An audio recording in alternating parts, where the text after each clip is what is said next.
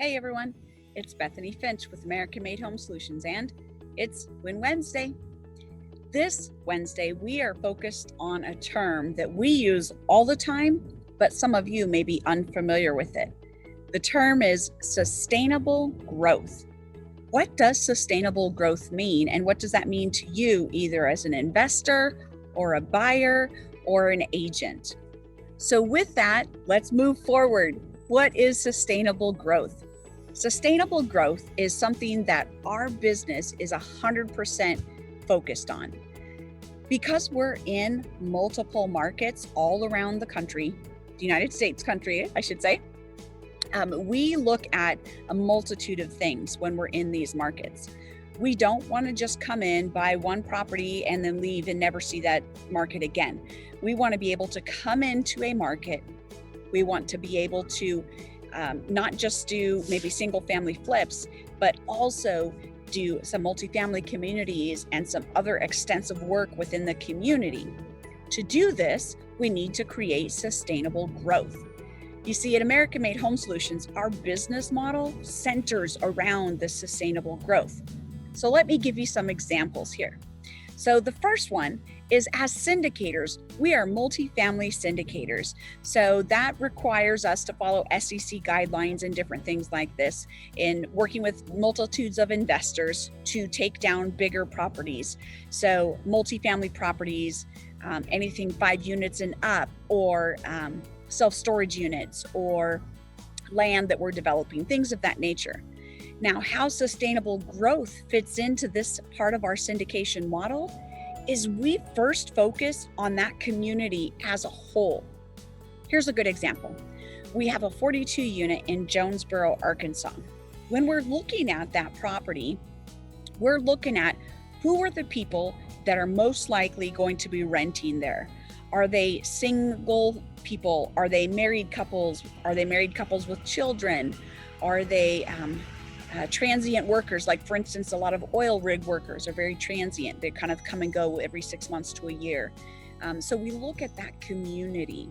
When we're looking at that community and we figure out who it is that's mostly in that community, then we look at what their needs are. For instance, it doesn't do us any good to put money in our budget to build a playground for a community that has no kids, right? That defeats the purpose. They don't need that. But a community, say, of a bunch of single people could very well benefit from a community barbecue center or outdoor area, dog park, something of that nature. So we're looking at that community first and what is their need, and specifically not just the needs of a community, but how can we draw them together? You see, to keep a higher retention level on your residents, you need to create a sense of community so that people enjoy living there. It's one thing to have the nicest property on the block, but if they don't enjoy living there because they hate their neighbors, or they hate their management, or there's some other aspect of it that they absolutely hate, they're going to move and they won't stay. And that's not what we're striving to do. We would like people to come into our properties, stay as long as they need or want, and then transition if they're moving on to something else, or stay. Some of our properties have residents that have been there 20 years. So we're not looking to displace people. We're looking to meet a community's needs. So to do that, we have to first assess what those needs are. Sustainable growth focuses on that. If we determine, for instance, a property is focused more on young married couples just starting out, then a playground area could be a great opportunity, because where if they're going to take their kids, they're going to go play, and then they're going to come meet some of the other neighbors. And next thing you know, now they like their neighbors because they've met them. Many times people just don't know their neighbors. So sometimes we give them a little nudge to help them get to know their neighbors. Other times it may not even be that they don't necessarily know their neighbors, but there's a need that they could honestly and easily meet, and they wouldn't know if they weren't given the opportunity. Perfect example. One of our properties, we had a resident that had been there 20 years. Elderly person, a widower, and felt very, very lonely. Come to find out, there was a young couple on the property that had a young infant and they were struggling with daycare, right? So that happens all the time. Well, this elderly person is more than capable and more than willing to help out, but she didn't know the need was there. So in talking with some of our community resource people, they were able to match the two up, and it was a perfect connection. Even if it didn't last forever, it just lasted long enough to help fill a need, right? Sometimes we don't have to do everything. We just need to do a little nudge, and that little nudge makes a difference. So when we focus on sustainable growth, we focus first on that community as a whole. The second piece that we focus on is we focus on the entire market. For instance, let's go back to that 42 unit example. That 42 unit is in a town in Jonesboro, Arkansas. For those of you that may not know, it's a great town, but you've maybe never been there, so you have no idea what makes this a great town. So we focus on, okay, what does that town have? What is the employers that are driving workers to that area? Where are they losing workers? For instance, is Boeing there and they're leaving? Or is Amazon coming? Or is a steel mill building out more properties, right? So we look at that entire market as a whole as well and go, okay, one of our favorite markets early on was up in Cedar-Woolley, Washington. We knew several years in advance that the main employer in that area was expanding and they were going to be bringing 1,000 jobs to that area. Now, 1,000 jobs may not seem like very much if you live in downtown Seattle, but when you live in a community that's less than 5,000 residents, that's a big deal. So there was a huge housing issue. There was massive community needs and resources that needed to be addressed. So what we did is we came alongside with the city and worked to see, okay, what are you guys doing and what can we do to help offset some of this? So on some of the communities there, putting in a personal playground or a barbecue and picnic area helped meet a community need, because now they don't have to do that as a entire community on an area that they don't have, when they could actually use that to build more houses. So we're able to work hand in hand. But also on the other flip side of that is people transition. So for instance, if a lot of jobs are coming to an area that they didn't have those jobs before, and it creates open positions, people sometimes transition from homelessness to now a job. So they need a transitional housing program to be able to do that. So we work hand in hand with a lot of those local agencies, like the Community Action Council, local Chamber of Commerce sometimes will do it, Catholic Community Services. Each one of them have a different program or way that they serve the community. So by us working hand in hand with them, we're able to provide either sometimes group homes, which is absolutely necessary for some of these transitional programs. Sometimes it's a safe house for shelters that this area has absolutely no shelters whatsoever. So providing safe houses and places that families that have been in crisis and they get taken, foster carers and things like this, they need to have safe places that they can go. So we're able to help provide and fill that need as well. Again, working hand in hand. Now, by us doing that, when we do provide and meet those needs, it not only elevates that community, because now those homeless are now transitioning to jobs and now they become working members of society that continue to help pay taxes and continue to help build those resources, but they also have a sense of pride in their community. So it allows you to create a more harmonious community that continues to grow, because as those jobs grow, as they gain more experience, they're going to promote, and then those entry-level jobs will be open again, and it'll just continue to help people who want to transition provide opportunities. Or in the situation of, like, for instance, Seattle, many people are moving out of Seattle. They want to move to communities like Jonesboro, Arkansas, or Cedar-Woolley, but there's no housing available. So by us working with those local community planning departments, we're able to then determine what is the best need and how can we meet it. So both of them, in fact, most of the markets that we're in, all have a strong demand for affordable housing. Now that looks different because affordable housing could be a mobile home park, could be an RV park. It could be just more small single family units. It could be an entire subdivision. Whatever the need is, that's where American-made home solutions come alongside, working again, hand in hand with that local government agency to determine what's going to best fill and meet that need.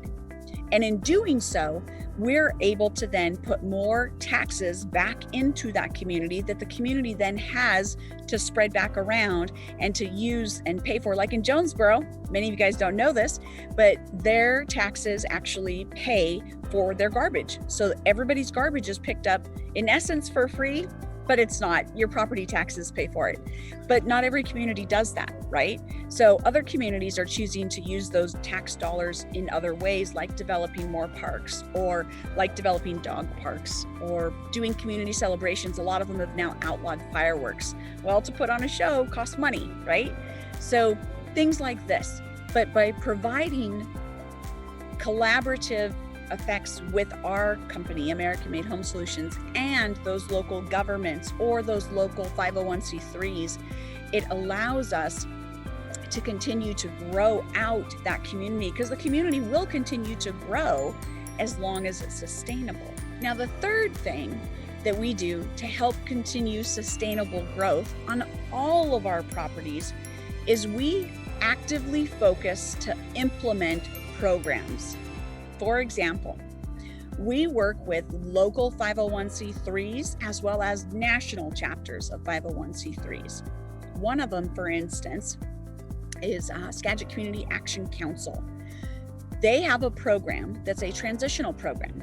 So individuals or families who have been on welfare who need housing, and they've worked through the welfare program and they've now have employment and whatnot, they are in a voucher system. So by working with the Community Action Council, we establish contracts with them for our particular units, and these families are welcomed in as guests or residents, I should say, of these properties. And then their housing is subsidized by this program, again, for a certain amount of time. And then they just transition basically to on their own to where they're making all the payments 100%. But it's a step-up program. So it allows them to step up and learn and take care of their family in a way that's productive. You know how it is when you first got that job right out of high school, you're making minimum wage. You can't hardly survive at all on that, let alone a family. So when you've had no job skills and you've had to learn those job skills, this provides an opportunity for you to get that entry-level job, but then bump up with your wages as you gain time. And then in time, your housing payment shifts so that you're offsetting, and eventually you're now graduated from their program. And in turn, you now opened up another spot for somebody else to come into their program.